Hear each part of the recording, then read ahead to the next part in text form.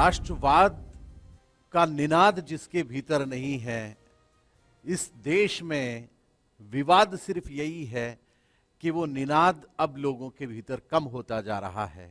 मैं भारत की परिभाषा आप लोगों के समक्ष कुछ पंक्तियों में बोल रहा हूं। यहां पर हमने बहुत ऐसे वीरों को देखा है, सुना है, जिनको देखकर या जिनके जीवन शैली से प्रभावित होकर हमारी कविताएं निकली हैं। मैं केवल एक बात कहना चाहता हूं आप लोगों के बीच। आप थोड़ा थक गए हैं, सुबह से बैठे हैं, मुझे लग रहा है कि आप थके हुए हैं, लेकिन एक बात मैं बोलूंगा, उसके बाद में आपकी थकान अगर दूर हो जाए, आप में जोश आ जाए, आप में उत्साह आ जाए, तो फिर थोड़ा उत्साह मुझे दीजिएगा। उसके बाद में 15-20 मिनट, आधा घंटा मैं उत्साह के उस शिखर पर आपको लेके जाऊंगा जिन शिखरों पर ये रणवीर, ये सैनिक अपना फर्ज निभाते हुए वीर गति को प्राप्त हुए हैं। मैं निवेदन केवल ये करना चाहता हूं कि अपने डॉलर की शक्ति पर चलता होगा अमेरिका, अपने आविष्कारों की शक्ति पर चलते होंगे जापान और जर्मनी, अपनी बंदूकों की नालों की शक्ति के आधार पर चलते होंगे ईरान, इराक और सीरिया, अपने घटिया उत्पादों की शक्ति के आधार पर चलता होगा चाइना, पर पूरी दुनिया में अकेला मुल्क है आपका और मेरा भारत, जो आज भी अपनी संस्कृति और संस्कार की शक्ति पर चलता है। और ये भारत सिर्फ ये है। भारत के लिए केवल ये कहना चाहता हूं, राष्ट्रवाद की बात हो रही है।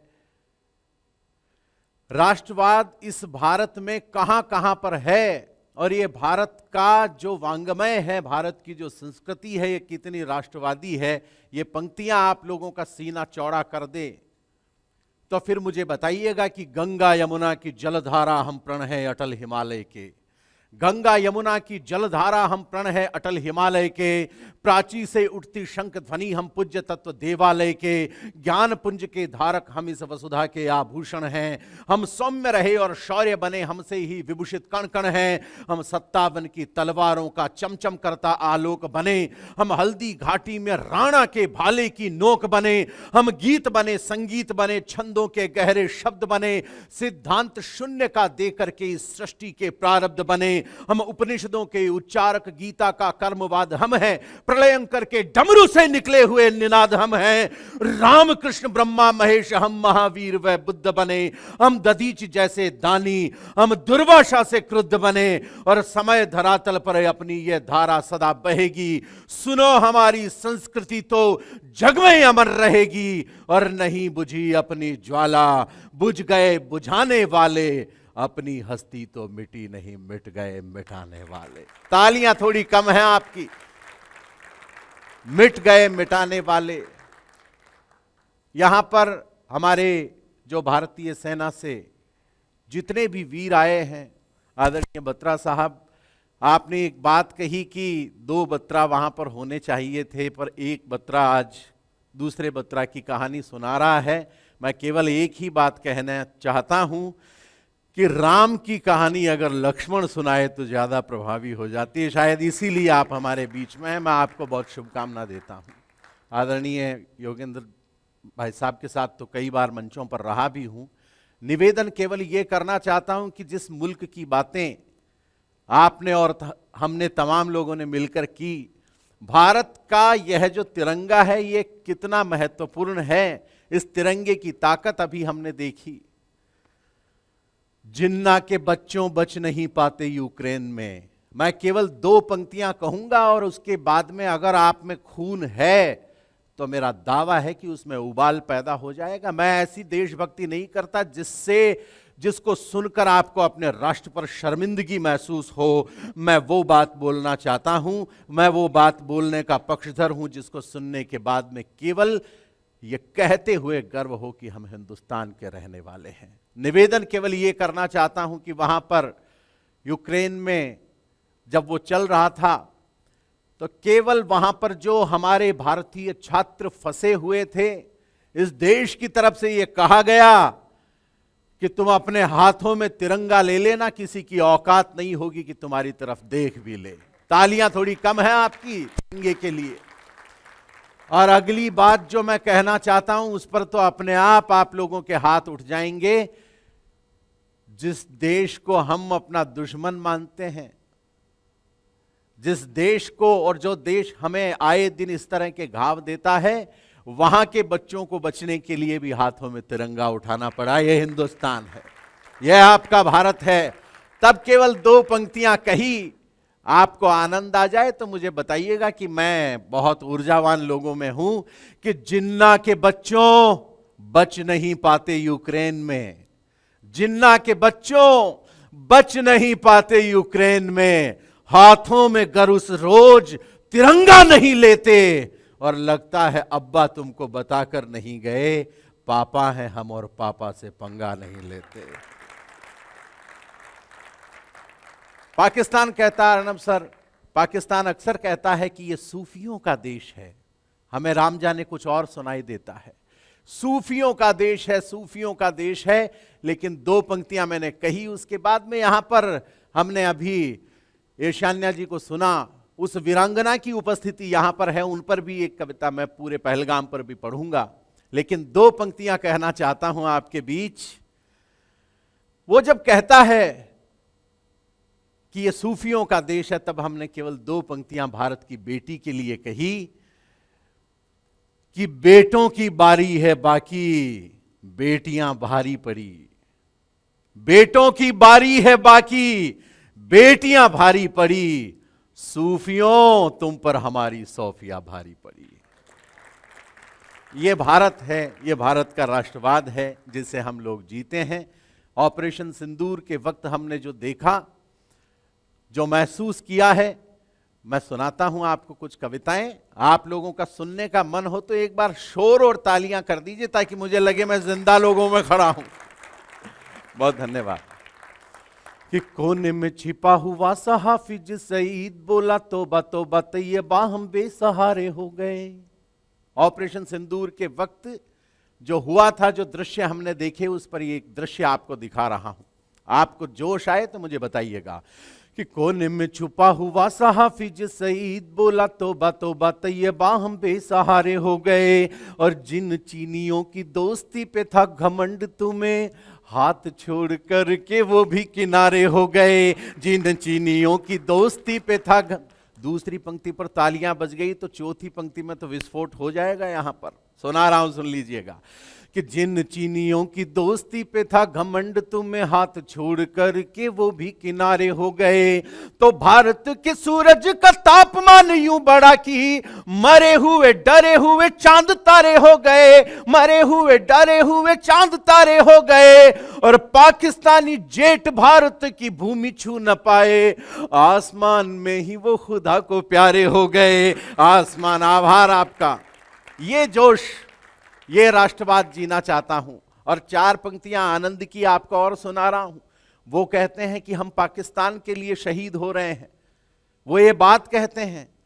और मैं आपको दावा कर रहा हूं कि वो पाकिस्तान के लिए शहीद नहीं होते, वो उन 72 हूरों के चक्कर में शहीद हो रहे हैं केवल। ये समझ लीजिए, अगर जो 4 पंक्तियां सुना रहा हूं, अभी मरते हुए एक आतंकी जय हिंद बोल रहा था। और क्यों बोल रहा था, बड़ा आनंद आएगा आपको ये सुनकर। सुनाता हूं, सुन लीजिएगा। कि आप भी गजब करते हैं मेरे रघुनाथ, कचरे के ढेर को कंगूरों से मिला दिया। आप भी गजब करते हैं मेरे रघुनाथ, कचरे के ढेर को कंगूरों से मिला दिया। कश्मीरी सेब और केसर ने ये कहा कि काहे हमें सड़े से अंगूरों से मिला दिया। कश्मीरी सेब और केसर ने ये कहा कि काहे हमें सड़े से अंगूरों से मिला दिया। तो भारत के शेर सरहद पे गरजते हैं, किस्मत ने हमें लंगूरों से मिला दिया, किस्मत ने हमें लंगूरों से मिला दिया। पर मरते हुए आतंकी बोल उठा जय हिंद, आपने तो मुझे मेरी हूरों से मिला दिया। आपने तो, हम नहीं होते तो हूरों से भी नहीं मिल पाते। पर साहब, मैं तो आदरणीय एक बात पूछना चाहता हूं, बड़े विद्वान और बुद्धिजीवी लोग यहां पर बैठे हैं। हूरें भी कोई रोजाना तो पैदा नहीं हो रही होंगी, उनकी भी जनसंख्या फिक्स होगी। और हमने जितना इस बार निपटाया है, हमने जितना इस बार यादव साहब किया है, वो तो कमाल ही किया है। उसके बाद जो जन्नत में हुआ वो नजारा 4 पंक्तियों में बता रहा हूं। और ये दावा करता हूं कि यहां पर बैठे हुए हर आदमी के हाथ आसमान में उठ जाएंगे इन 4 पंक्तियों को सुनकर। जो समझ में आ गया तो निवेदन करना चाहता हूं आपके बीच, सुन लीजिएगा कि पहले तो चुपचाप भोला भाला भारत था, देश राग अब सुर ताल पे चली गई। पहले तो चुपचाप भोला भाला भारत था, देश राग अब सुर ताल पे चली गई। रोटी छोड़ आटा भी नसीब नहीं हो रहा है, इकोनॉमी तेरी किस हाल पे चली गई। रोटी छोड़ आटा भी नसीब नहीं हो रहा है, इकोनॉमी तेरी किस हाल में चली गई। तो पहले तो चेहरे की लाली थी गुलाबी, किंतु पहले तो चेहरे की लाली थी गुलाबी, किंतु अब तेरी लाली भी मलाल पे चली गई। और भारत ने इतने आतंकियों को मारा है कि जन्नत की हूरें हड़ताल पे चली गई। जन्नत की तालियां थोड़ी बजाइए, जन्नत तक जानी चाहिए। जन्नत की हूरें हड़ताल पे चली गई। देश के बेटे और बेटियां मेरे सामने हैं।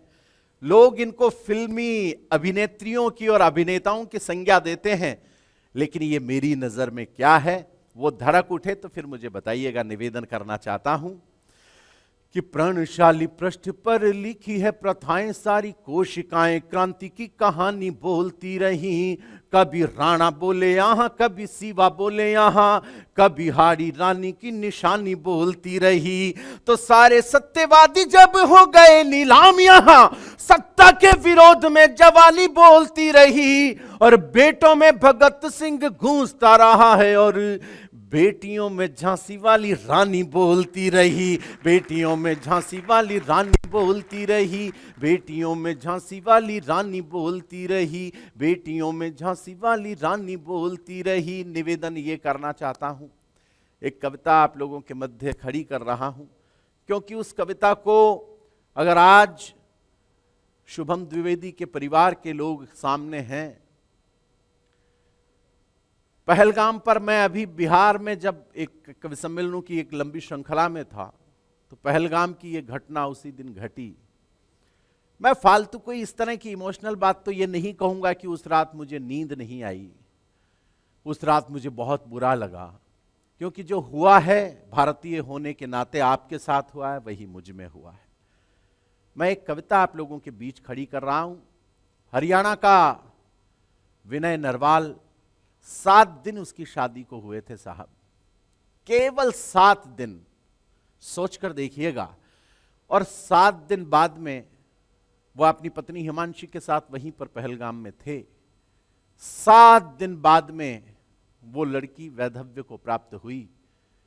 आप महसूस कीजिएगा कि आप और हम जब घर के बाहर होते हैं, हमारा फोन अगर 3-4 बार हम नहीं उठाते हैं तो घर वालों की हालत खराब हो जाती है कि फोन 4 बार कर दिया, अब तक फोन क्यों नहीं उठा। आप महसूस कीजिए कि वो फोन जिंदगी भर कभी नहीं उठेगा जिस पर वो नाम लिखा हुआ है। मैं पहला बंद इस कविता का सौंप रहा हूं, बस आप ध्यान से, संवेदना के साथ, करुणा के साथ जैसा सुन रहे हैं। मैं इन वीरों को क्या दे सकता हूं?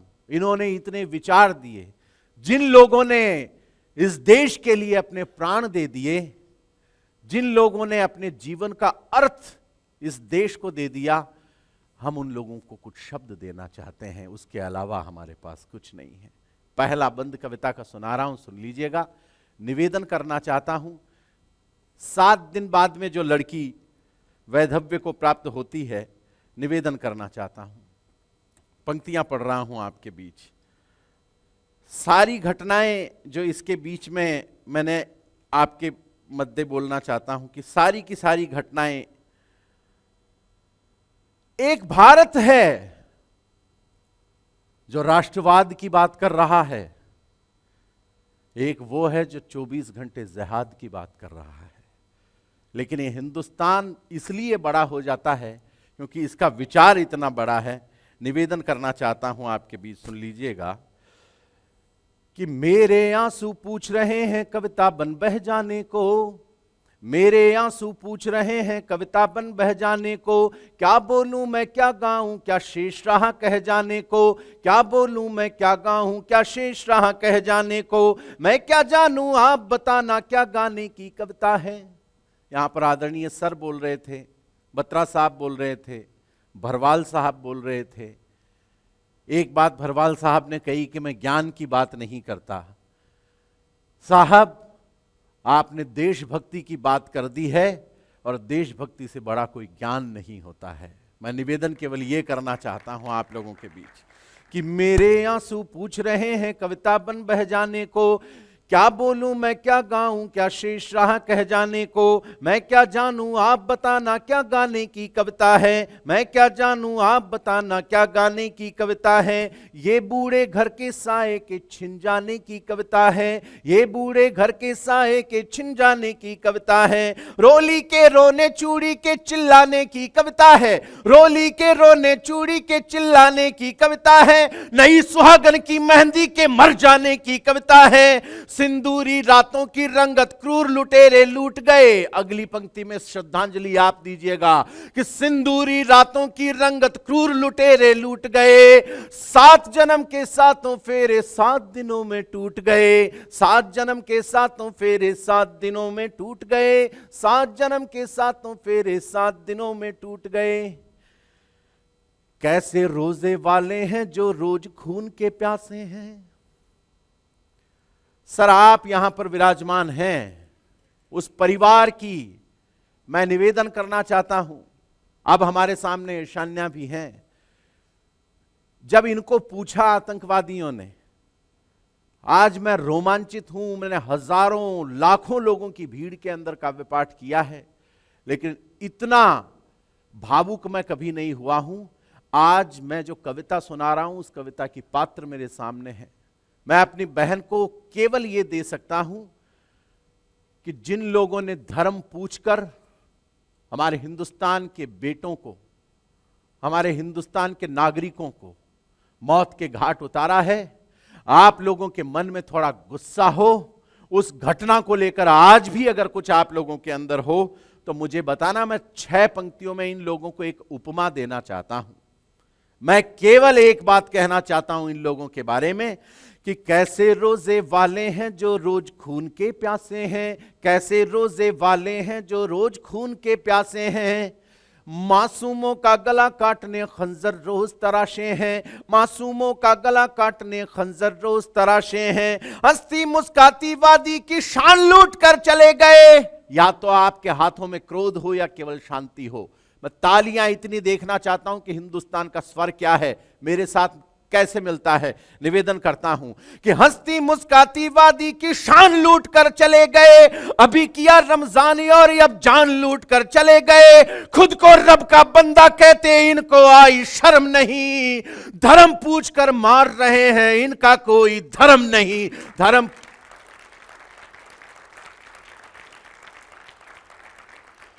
धर्म पूछ कर मार रहे हैं इनका कोई धर्म नहीं, धर्म पूछ कर मार रहे हैं इनका कोई धर्म नहीं। 4 पंक्तियों में इस कविता का शीर्षक पढ़ रहा हूं, पढ़े लिखे लोग सामने हैं कि सावित्री की मांग उजाड़ी और सलामियां सलमा पर। हमें गुरेज नहीं है, इस बात का दुख नहीं है, लेकिन पहली बार ऐसी घटना। हिंदुस्तान के हिंदुओं और मुसलमानों को लड़ाने की कितनी कोशिश की, लेकिन नहीं हुआ। यही हिंदुस्तान है, यही राष्ट्रवाद है। निवेदन करना चाहता हूं कि सावित्री की मांग उजाड़ी और सलामियां सलमा पर, सावित्री की मांग उजाड़ी और सलामियां सलमा पर। काटे गए कथन किंतु है मेहरबानियां कलमा पर। परिवर्तन को मार दिया और इंकलाब को छोड़ दिया, परिवर्तन को मार दिया और इंकलाब को छोड़ दिया। सूरज नाम हुआ तो मारा आफताब को छोड़ दिया, सूरज नाम हुआ तो मारा आफताब को छोड़ दिया। मैंने अपने मुस्लिम दोस्तों से बात की अर्नब सर, और उन लोगों ने एक बात कही। मैंने कहा कि विषय ऐसा है कि मैं शायद कुछ ऐसा बोल जाऊं कि तुम लोग नाराज हो जाओ, क्योंकि तुम उसी मजहब से हो। मैं ये बात बोलने जा रहा हूं, तुम्हारा क्या मानना है? तो हिंदुस्तान के मेरे मुस्लिम दोस्तों ने मुझे जो बात कही, वो बात मैं बोलना चाहता हूं। ये देश है, यह आपका हिंदुस्तान है।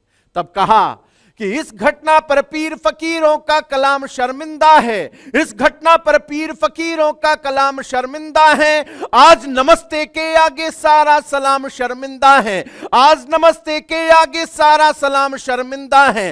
अशफाकुल्लाह जैसे बेटों का ईमान शर्मिंदा है, अशफाकुल्लाह जैसे बेटों का ईमान शर्मिंदा है। उनकी हरकत पर भारत के मुसलमान शर्मिंदा हैं। उनकी आभार आपका, इस देश की यही सूरत होनी चाहिए। उनकी हरकत पर भारत के मुसलमान शर्मिंदा हैं, उनकी हरकत पर भारत के मुसलमान शर्मिंदा हैं। बरसों के समझौते हैं, बरसों समझा कर देख लिया।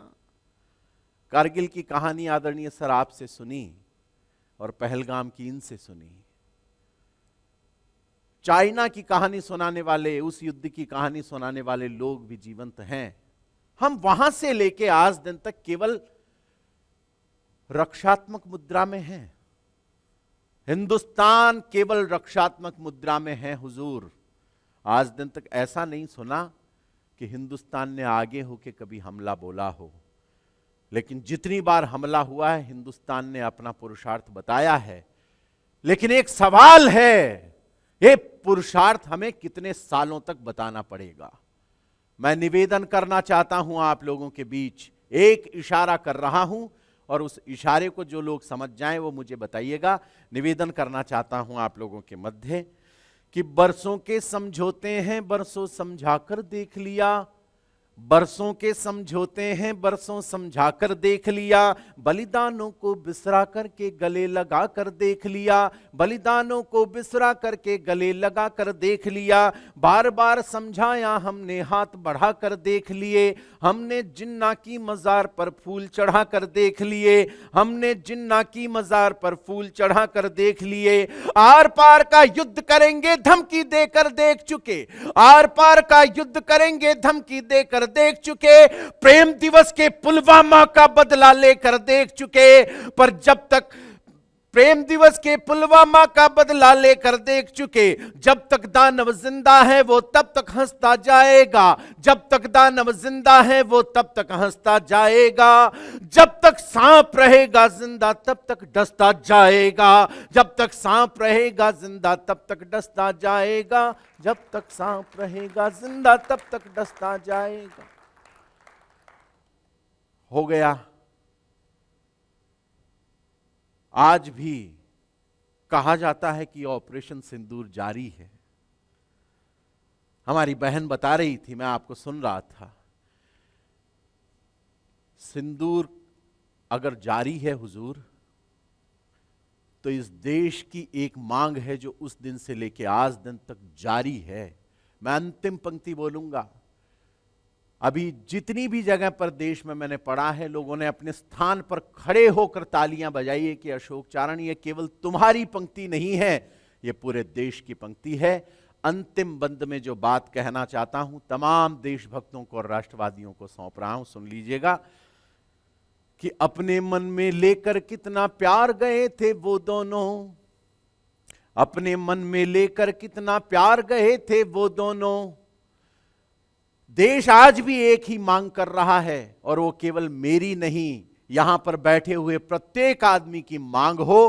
तो फिर उस मांग का स्वागत ऐसा कीजिएगा कि मैं दिल्ली में खड़ा हूं, ये मांग स्वीकार हो जाए। इस मांग को मानना और इस मांग पर विचार करना सरकार शुरू कर दे। निवेदन करना चाहता हूं कि अपने मन में लेकर कितना प्यार गए थे वो दोनों, पहलगाम में पहली पहली बार गए थे वो दोनों। सजनी की आंखों के आगे गोली मारी साजन को, सजनी की आंखों के आगे गोली मारी साजन को, और उसे बोले कि घटना बतलाना सिंहासन को, और उसे बोले कि घटना बतलाना सिंहासन को। वो कहते हैं सिंहासन के डर जाने की वेला है, वो कहते हैं सिंहासन के डर जाने की वेला है। हम कहते हैं अति हो गई कर जाने की बेला है, नहीं समझने की है ना ही समझाने की बेला है। अमर तिरंगा पीओके में लहराने की बेला है, अमर तिरंगा।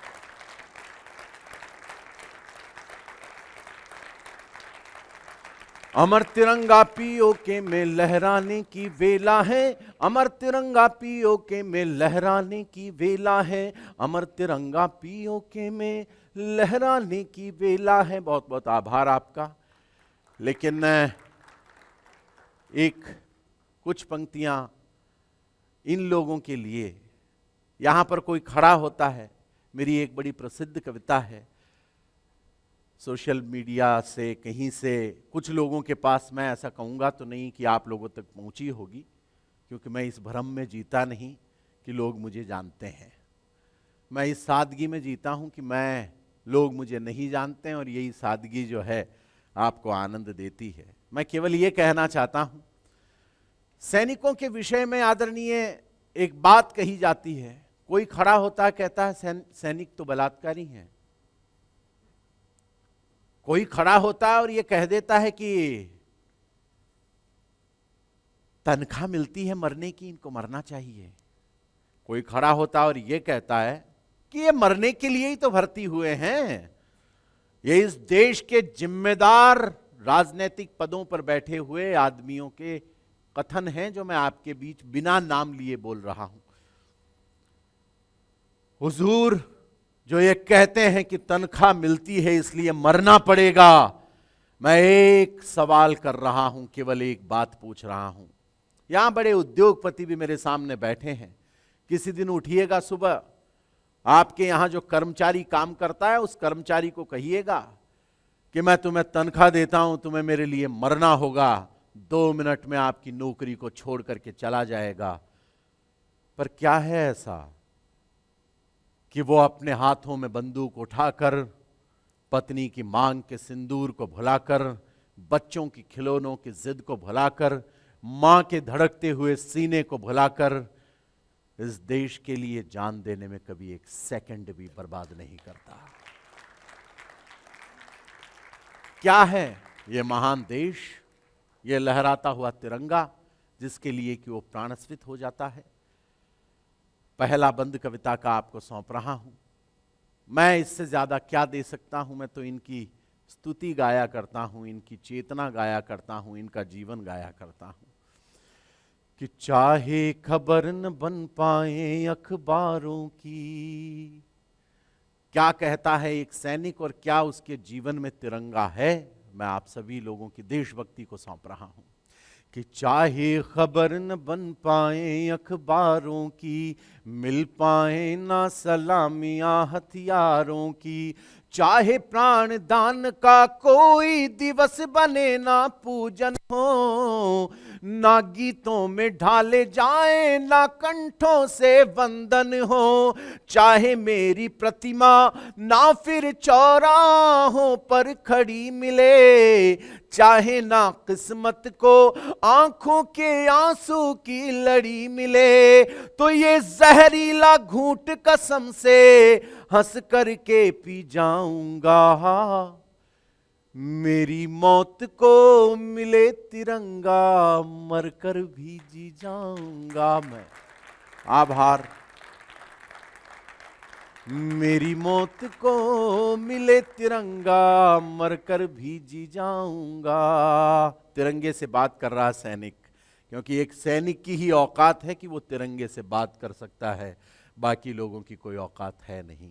निवेदन करना चाहता हूं कि किसी किसी को इस दुनिया में एक दीवाना मिलता है, दीवाने 2-4 मिले पर एक तराना मिलता है, पर जितने दीवाने हैं तेरे उससे अधिक तराने हैं, तुझ पर जान लुटाने वाले कितने ही अफसाने हैं, देश प्राण है जिनका तू उनके प्राणों की माला है, तुझे नहीं ये पता तिरंगे कितना किस्मत वाला है, क्या होता है इस दुनिया को दीवाना बतलाऊंगा, मेरी मौत को मिले तिरंगा, मरकर भी जी जाऊंगा मैं, मरकर भी जी जाऊंगा। हमने मर्जी से पहना है वतन परस्ती का बाना, कोई जबरदस्ती नहीं थी, और किस्मत में था। बत्रा साहब कह रहे थे, बहुत बार ट्राई भी किया पर नहीं जा पाए। निवेदन कर रहा हूं कि हमने मर्जी से पहना था वतन, हमने मर्जी से पहना है वतन परस्ती का बाना, हमने धड़कन से गाया सरहद की रक्षा का गाना। तो निगरानी में चौकस आंखें अश्कों के धारे भूली, बारूदों के बादल छाए और धरती तारे भूली, हुए समर्पित हम इतने की मन को ना तन याद रहा तो वंदे मातरम और जनगण मन याद रहा। अंतिम घड़ियों तक भी मैं तो गीत वतन का गाऊंगा, मेरी मौत को मिले तिरंगा, मरकर भी जी जाऊंगा, मैं मरकर भी जी जाऊंगा। 26 साल आप बता रहे थे, 26-27 वर्ष हो गए, 26 हो गए। यह है फौजी में और नेता में अंतर। 26 है तो 26 ही बताने हैं, 27 नहीं बताने हैं। यह ईमानदारी है। मतलब फायदे का सौदा हो तो भी मना कर देना, नहीं 27 नहीं 26 ही हुए हैं। ये एक फौजी की ईमानदारी होती है। फिल्म वालों को अब सुध आई कि फिल्म बना ली जाए। चलो फिल्म बन गई, लोगों ने देख भी ली। अब ज्यादा लोग जान रहे हैं, नई पीढ़ी जान रही है कि विक्रम बत्रा कौन थे। निवेदन ये करना चाहता हूं आप लोगों के बीच कि इस कविता में जो अब पंक्तियां आपको दे रहा हूं, शायद मैंने अपने जीवन में इससे बेहतरीन और कुछ लिखा नहीं है। आज की इस संध्या में, आज के इस कार्यक्रम में मैं दे सकता हूं कि तिरंगा कितना मायने। आप और हम भी तिरंगा लेते हैं, उठाते हैं, देखते हैं, उसके प्रति आदर है, लेकिन कितना आदर। एक सैनिक, एक वीर अपने परिवार से, देश से भी ज्यादा तिरंगे को क्या मानता है। अंतिम पंक्तियां दे रहा हूं आप लोगों के बीच कि थकती आंखें अपने घर को भूल गया। तकती आंखें पत्नी की और थकती आंखें माता पिता की। तब कहना चाहता हूं आपके बीच कि थकती आंखें उसकी पत्नी को काव्याधार बना रहा हूं। और एक पंक्ति सुनने के बाद आपको लगे कि सैनिक के पूरे जिंदगी की कहानी बोल दी गई है, तो इन सैनिकों को हम क्या दे सकते हैं। इनको सम्मान दीजिएगा।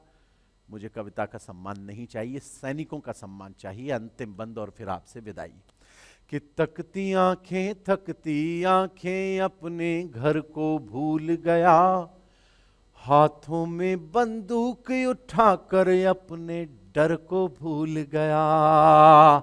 तो महकी रातों और बाहों के घेरों को भूला, सरहद के फेरों के आगे सातों फेरों को भूला, सरहद के फेरों के आगे सातों फेरों को भूला।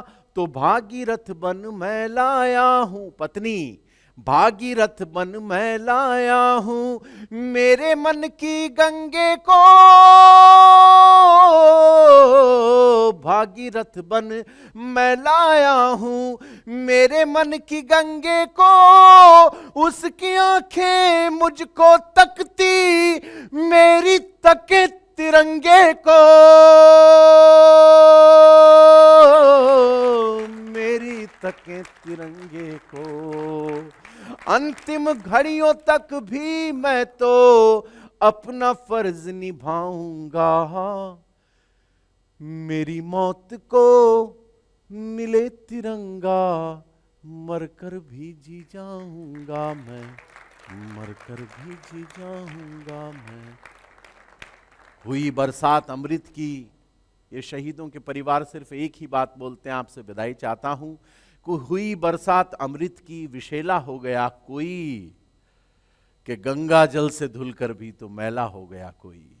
हुई बरसात अमृत की, विशेला हो गया कोई, कि गंगा जल से धुलकर भी तो मैला हो गया कोई, चले हैं आप तो अपनी नई दुनिया बसाने को, जरा ये भी खबर है कि अकेला हो गया कोई।